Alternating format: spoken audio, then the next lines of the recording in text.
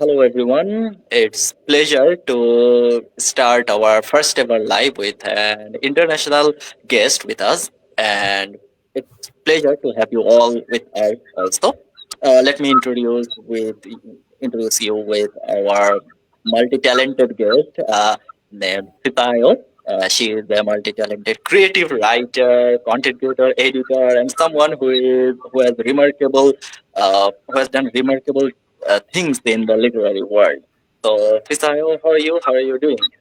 I'm doing good. I'm having a great day. The weather is quite warm today because it's been a bit cold lately. So it's been a really nice day to just do this interview and have like a time away. And how are you doing yourself? Yeah, I'm doing great, and I was a bit nervous about preparing me for the interview, that what to ask, what not to ask. But you are too good. I was talking to you before starting the interview. I think it will go good. I guess. Uh, Yeah, I believe so. Okay, to begin with, I think I always find it very fascinating to hear about the origin of how a person writes the story. So, can you please tell me the journey that what first sparked you to become a storyteller or writer? Oh, Okay. So my journey started when I was very young. So I would say around like 6 years old. So like quite a young child. And it started because my parents used to encourage me when I was younger to write handwrite stories in books. So they would buy me notebooks to write stories in, and then when I was done they would read it to me, and then they would say that if I want to keep on getting better I need to write more in notebooks, and maybe one day somebody will be able to like see this notebook and it will be a nice children's book. So they were really encouraging me from 6 years old. And then as I grew and entered into my primary school and secondary school, my teachers found out that I have this passion and interest for creative writing, and they knew that if they developed it from a young age, it will benefit me when I'm much older. So I was in writing classes. I would be in classes where they would tell me different stories, popular children's stories like princess stories, stories about fantasy stories, stories about like animals and vampires, just different kind of interesting stories. As a child, you feel fascinated by it and you want to write your own as well. So from there, I started taking those classes, and the teachers realized that this child needs to be put into art. So from secondary school, I was put into creative writing art classes, and I started learning more. And thankfully, the journey was very nice from there on, and I got to start writing my own books that are no longer children's books. So I started writing professionally when I was in my undergraduate years. I would write stories, whether they were stories about myself or stories about my family, and some stories just from imagination as well. I started writing stories and I started publishing them on my blog, and also just sending them to people who were interested in, and people started realizing that this girl really loves writing. And from there my creative writing journey took off, and I've been a creative writer ever since then, writing for people and also writing for myself. okay, that's great, and you have accomplished truly inspiring things, and I guess. Winning international awards is just a cup of tea for you. So you have won the award named Voice of Peace or Amber Student, which shows you have your passion to a writing career. So I want to know that what impact did those awards create on your growth of being a writer or moving forward with your storytelling. So can you tell us the stories behind those award-winning achievements? Yes, I can. So for the first award, which is the Voice of Peace Award, I won that back in 2021. I was a winning list from Africa, Nigeria specifically. This was before I came into the UK. And when I won that award and I put it on my LinkedIn and I also shared with people I know, it really boosted my career because that was the time I started writing for other people, and I was struggling a bit to get my name out there to let people know that I could help them create their own stories or help them edit their own stories. But immediately I won that award and it was posted on the company's social media and also on my social media, people started reaching out to me more to read. And I put that on my CV. And I realized that once I started submitting my CV again, most people were very interested in knowing that I had won a competition.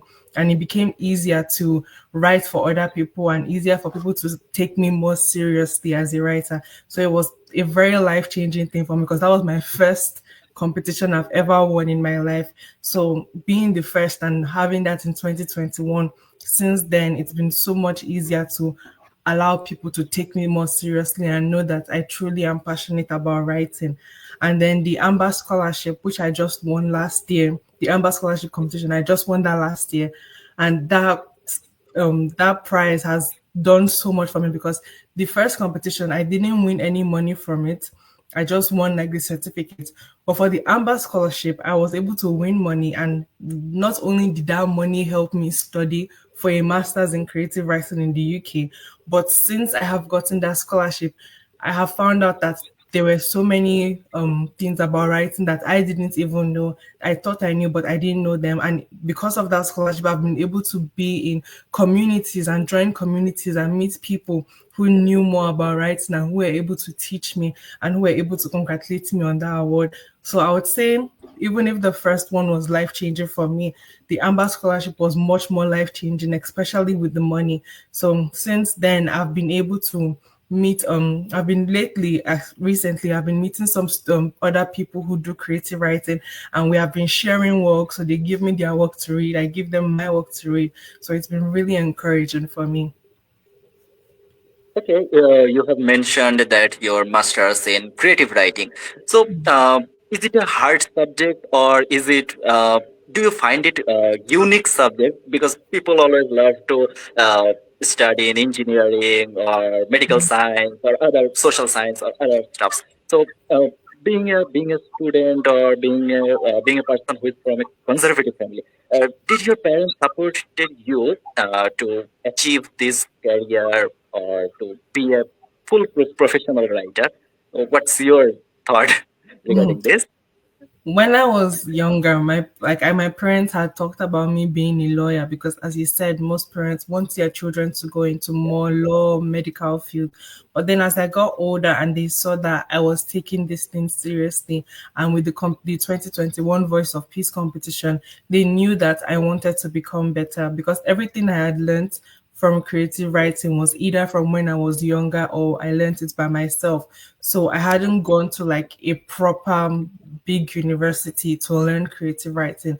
So they supported me and they talked to me and they said that I need to understand that this is a creative career, but I still need to take it very serious, even if I was studying medicine, law, or engineering.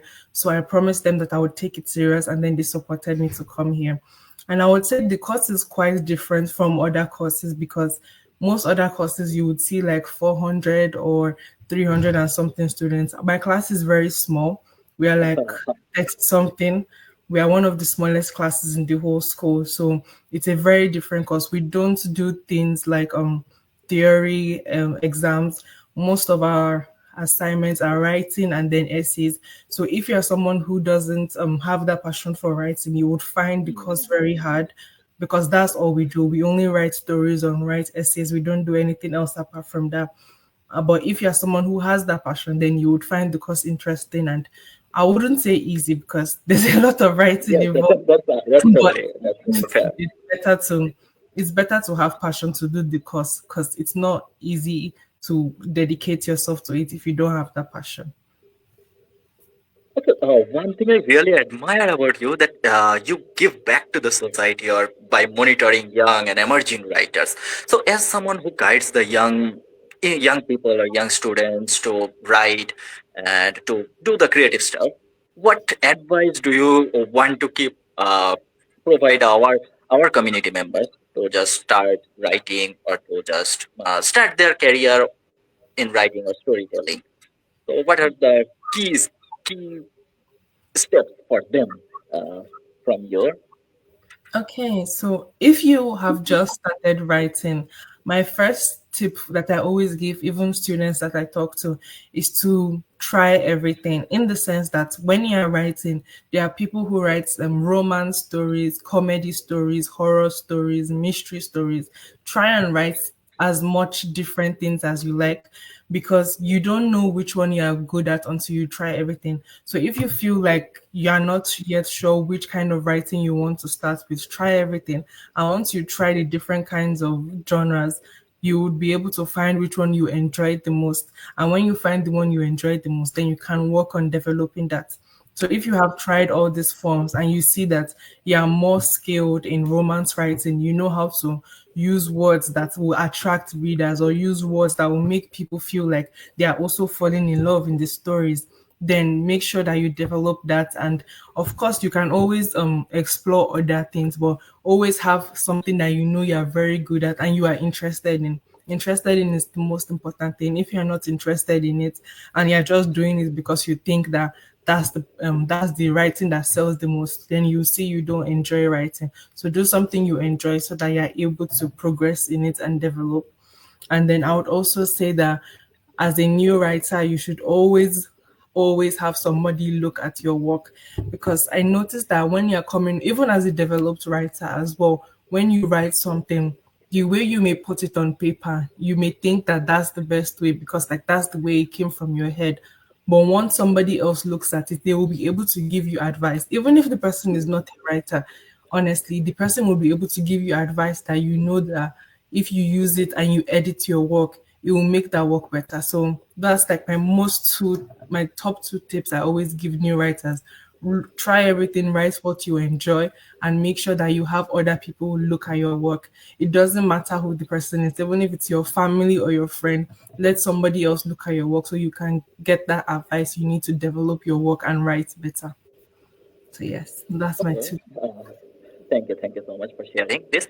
Actually, many of us are curious about the inner story of a writer's writing process because it's not easily visible from the outside. So, can you please share your behind the scene glimpses uh, of any of your story? How you can get an idea and how you convert that particular idea into a full fledged story. So, what are the beneath steps for particular ideas or particular story behind Okay. it?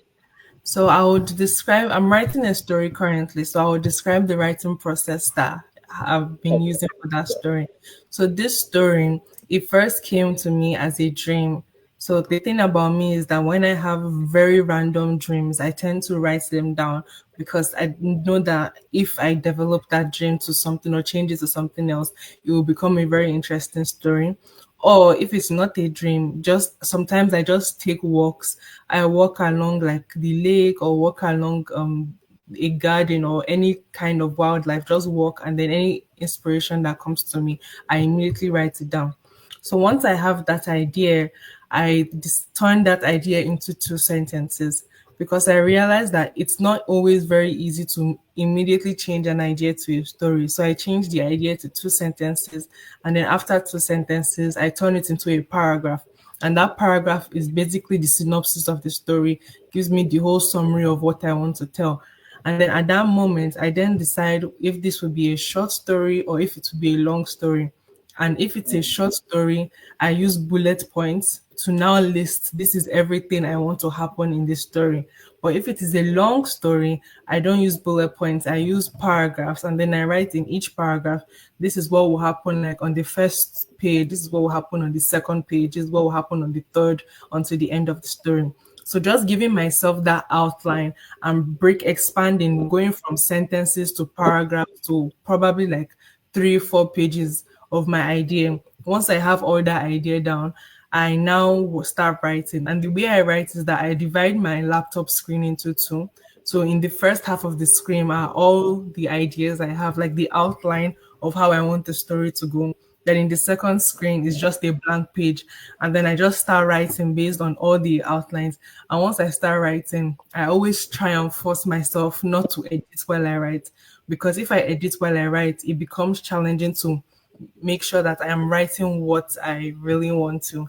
So just write freely, even if there's grammatical errors, even if there's structure errors, I just write freely. And immediately I'm done writing, I then start the editing process. And the editing process for me is, I always believe no work is perfectly edited, but before I submit it, I always have to read it 4 times. So the first time is for me to correct grammatical errors, the second time is to correct structural errors, the third time is to make sure that the what I am reading is making sense, and then the fourth and final time is to make sure that this is a story somebody will enjoy. So once I go through that four editing process, I'm then satisfied that okay, this story can now be submitted. And if I have more time, I may read it maybe one or two more times. But if I don't have time, I go ahead and submit it. So that's how my writing process is usually like.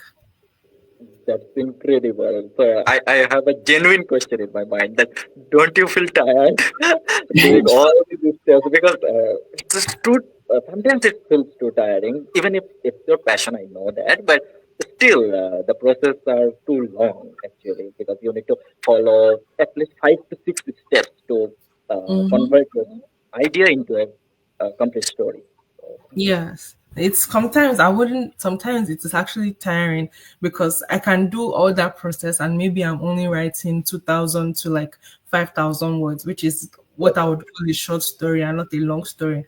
And what I do is that in between that time, I close my laptop for like 2, 3 days. I believe that if you're writing and if you keep on doing it constantly, at a certain point you'll be tired. But if you take a break, like 1 day or 2 days, just to rest, do something fun, or like start a hobby that you enjoy, it will be easier for you to come back to it. So if I'm writing a story, I usually take like, let's say, 3 weeks. And the 3 weeks is I'm not writing every single day. There are some days I'm just resting. Some days I'm doing something that I really enjoy. So that's how I take breaks. Because if I don't take that kind of break, it will be very challenging to not be sleeping while I'm writing.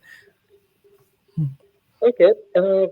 I get, actually, you have experienced and you have the privilege to write both kinds of stories, such as fictional one and the non-fictional one. And what I know, most of the writers of our industry, very few writers have this kind of privilege to write the both kinds of the story because these are two completely different genres.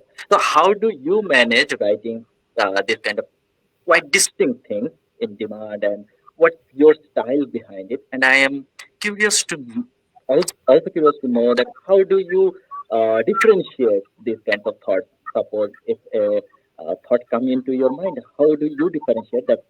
Would you write it for a non-fiction one or a fictional, or you convert it into a fictional one? So what's your thought process? Okay, so for fictional work, the process I usually use is I try and figure out if that idea is something that most people will enjoy reading, because not everybody reads nonfiction. Nonfiction, I would say, is not as popular as fiction. So if I'm writing a story and I feel like this idea is something that if someone reads it, they'll be very excited, or it will be very mysterious or or suspenseful, then I keep that idea for fiction. But if I feel there's an idea I have, and that idea has to do with more research work, I have to check things like Google more, I have to ask people questions, I have to get statistics, then I leave that for nonfiction, because I don't feel like those kind of stories would work well in fiction and people won't enjoy that. My belief is that people read fiction stories to relax, or as a hobby, or just to like enjoy it because they enjoy reading books. And for nonfiction, people read that one for more of knowledge. So if I feel something has to do with more knowledge, I go for nonfiction. And for me, nonfiction is writing things like motivational speeches or motivational articles, or writing things like music reviews, or articles about specific things in society, or articles about how people view specific topics, or how people view things that are going on in the world today. So those kind of things will not work well in fiction for me, because if I'm writing an article about like current world issues, somebody wouldn't want to read that to feel happy or read that to feel like they're enjoying a book. They would rather read that as non-fiction because they're just reading that to understand the world better. So that's how I separate it depending on what idea I have. So I write both works, but I would say that I enjoy writing fiction more and I write more fiction. But sometimes I also go back to my non-fiction because it's something I do on the side as well. Okay. I guess storytelling today spans into so many formats, and you have totally embraced all those formats. Now, uh, having having said that, I have researched about you, and I got to know that you have worked in media, film industry, TV, radio, audio, video, everything. A person can do whichever thing, creative thing a person can do. You have tried and explored everything. What are some key skills that that transfer across these platforms, and which do you find more creatively fulfilling for yourself? Okay, I would say the skill that transfers through all the different roles is team working and research skills because in all these roles I always work with either two people or about 10 people, depends. I always work with a number of people. And working with teams is not always easy because people usually have different ideas. So being able to be in an industry like film where you're able to meet new people one day and you may never see them again, but learning how to work with them, or you may have people that you have seen them for a long time, but because the two of you have different ideas, you need to make sure that what you're doing or the kind of film you're producing or the TV show that you're working on, you have a joint plan to make sure everything goes well and you don't cause any type of chaos. So for me, those industries, I picked up that team working skill, and I also picked up research skills because for every single industry I've worked in, they always want to find out things like statistics, what people enjoy, what people like, what is selling, what is not selling, what could cause like issues in the market if they produce a film and people say that this film is causing like chaos with the government or chaos with citizens, trying to find out all those things. And then I use those research skills in my writing as well because sometimes I want to write something that comes to my head and I'm thinking, if I write this, would I cause some kind of issue in the government as well, or would this make people feel I'm writing things that should not be written down. So I use those research skills here and even the team working as well. Recently I've been working with a bunch of writers and we have been exchanging our stories, and it's been very interesting to know that even if somebody gives you feedback about your work, you shouldn't necessarily feel bad because they are giving you that feedback because they want you to improve on your writing. And even if you feel maybe that feedback is criticism, you shouldn't still feel bad because it's something that you know if you work on it, it will help you become better. So that's how I use it. And I would say the one I enjoyed the most out of the three is film because I really enjoy watching films. So being able to work on film sets in that was in Nigeria, being able to work on film sets then and having the opportunity to meet like actors and actresses and go to like movie premieres, it was a very interesting thing for me because I've got to work closely with like story writing of it and I really enjoyed that career path. Okay. Uh, so I got to know that you are a full-fledged writer, so you aren't professionally becoming a writer. So in our country, or I guess in your country too, there are people won't push anyone to be a writer, or people won't earn that much becoming a writer, uh, as you know. But you have achieved the that amount of success that you can pay your own bills, or you can, as you have mentioned, that you are studying in your university with a scholarship, which for the money you got from your award-winning amount. So, uh, what are the advices you give to young young enthusiasts who want to build a career but solely based on writing? This is number one question. And number two, what are the key factors worked for you, or how you can earn uh, uh, a good amount of money from your writing business? Do you sell your writing, or do you only focus on writing books, or in which places do you cover your writing stuff to earn money, so that because people want to know about their how they can earn money by it. selling their piece of write-ups or content. Yep. I would advise somebody just starting out to also talk to somebody that is already working in the writing industry. When I first started writing, and I think that was one of the first times I started using LinkedIn as well, I connected with a lot of people who were writing or were earning money from writing, and I just asked them for advice on how are you doing it, what platforms are you using, and if maybe you have an extra job, or let's say somebody gives you a job and you may be too busy to do like 10 jobs at once, I can take some for you. So that's like a number one piece of advice I would give young people. Always reach out to people because sometimes people need extra help. And one of my first jobs I got as a writer, it was because somebody on LinkedIn gave me a job and said, I have too many tasks, can you help me just write this one? And I was able to start from there.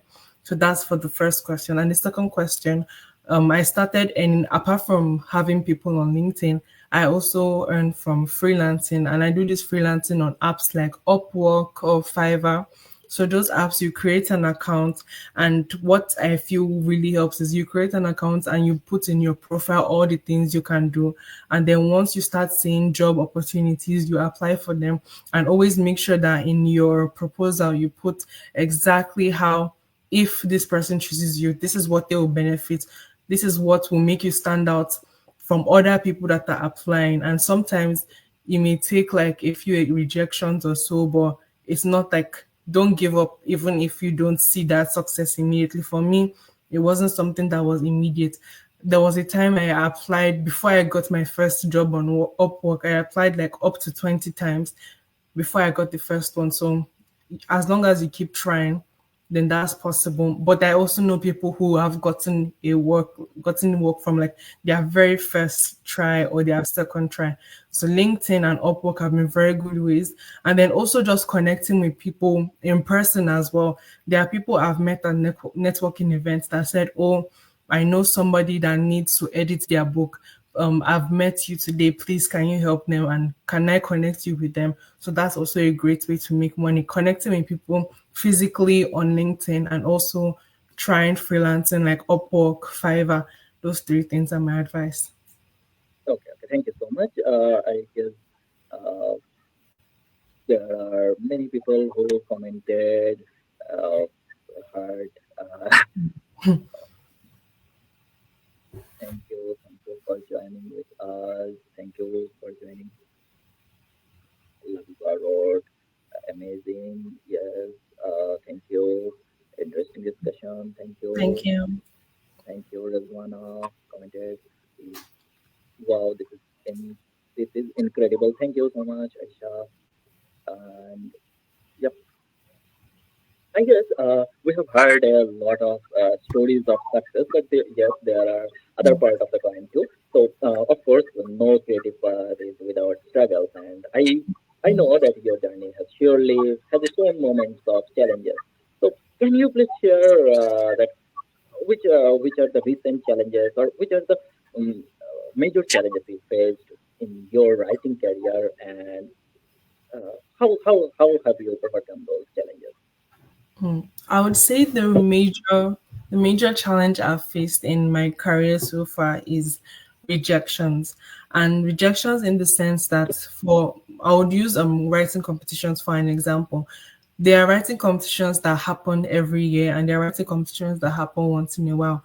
And for me as a writer, especially if you are someone who wants people to know you more and you want people to trust you with professional work, if you have those writing competitions, whether it's short a recommendation or you winning it, it really helps boost your career journey. And I started these entering writing competitions in 2020.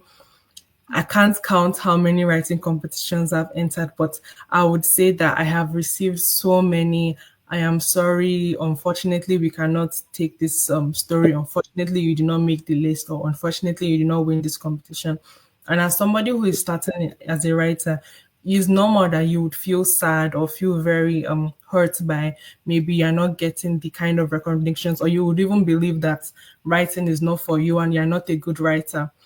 and I keep trying, and I got the 2021 one, and I kept trying so many other times. I didn't get anyone.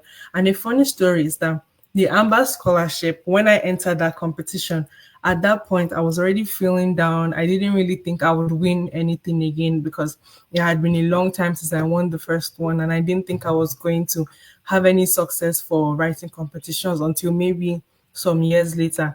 And I remember when I entered that competition, my parents asked me, "Do you think you would win?" I said, "Honestly, I don't know because I've been getting too many rejections lately." And then the next thing, I got the email that I won, but not just won, but I won like the grand prize as well with the money. And that was so shocking to me. And I think that day I cried because it really made me feel that I should have known that it's really good that I did not give up, because in life, because of so many challenges, you may think that I've gotten like 30 rejections, I should stop trying, I'm not a good writer again. But if you keep trying and if you keep on holding to that faith, it's very possible that one day you would win something. So that's my biggest challenge, and my way of overcoming it is to keep trying, because it's really helps me to have hope that something will come. Even after this Amber scholarship, I've been encouraged to continue trying in other competitions. So if I have more competitions I win, it will benefit me professionally as well. So are you currently preparing for any upcoming competitions, or as a creative professional or as a writer, what are your future goals regarding this writing? And are there any exciting projects or any secret project which you want or don't want to share with our audience? I'd request you to share, please. I'm hoping to enter, since we're still in like the middle, we're still in the early part of the year. It's just me. I'm hoping to enter two or three more competitions before the year ends. I'm looking at both national and international competitions. So I'm hoping to enter those. And then also, currently, as of next month, I'll start writing a book. I'm not sure yet when I'll publish it, because a book is a really long journey for publishing. But I'm starting to write a book, and it's going to be a book that has to do with letters. So instead of reading it as prose, it will be mainly the characters talking in the form of letters. So that's an epistolary book, and it's something that I've been really interested in reading these days, and I want to really work on it. So that's what I'm working on right now, and hopefully I publish it in the next few years. Okay, so uh, we are at the last stage of our this podcast or this live show. So finally, well, we are actually thrilled to have you among us in our Bangladesh platform, and this is a special moment for us, and I hope it is for you too.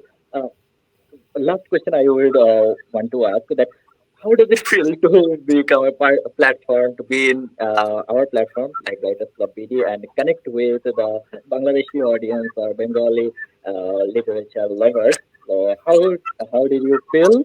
And any kind of suggestions towards us so that we can get better, we can deliver more writers, more passionate, creative writers like you, and how we can do better in this journey of writing. Any kind of suggestions, advices. We want to learn from you who are the incredible leaders of this writing community.